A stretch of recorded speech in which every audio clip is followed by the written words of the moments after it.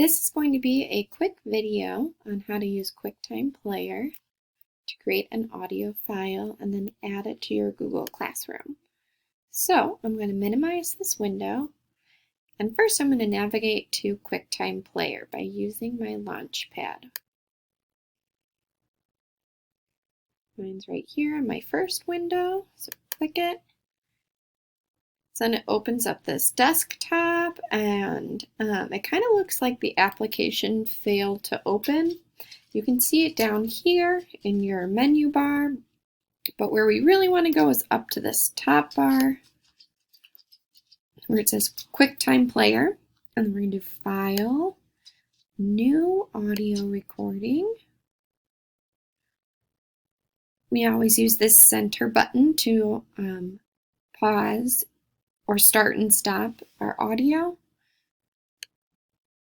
This is my new audio recording. It's an example. Okay, so now I want to save it. So I go back to the File menu, File, Save,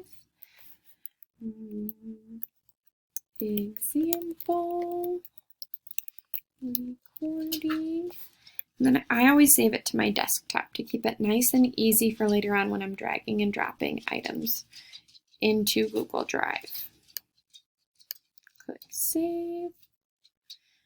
Changed it here, and then this one was called Example Recording. Just popped down. So here it is, Example Recording. Here's my other example from earlier. All right, now I'm going to launch Google Drive. So here's my Google Drive.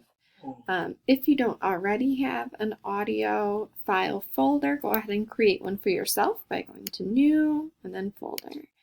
I already have one titled Sound Files, so I'm going to go there. So here are all of some of the sound files I've created. Some of them are directions and some of them are vowel sounds and letter sounds. So then I'm going to move my window over a smidge so that my audio files are exposed over here. And then I'm just going to simply click, hold, get the green plus sign. And now it says it's complete, so I can close it from here. Now that I know it's complete and saved on my Google Drive, I can put these files in the trash and remove them from my desktop. Okay, so from here you could go to Classroom, go to Create, and whether you're creating an assignment or material, if it's directions, maybe it's material that goes with an assignment. Let's try it that way since my written directions were for an assignment. So it says material up here, titled Directions. Click Add a File, go to my Google Drive.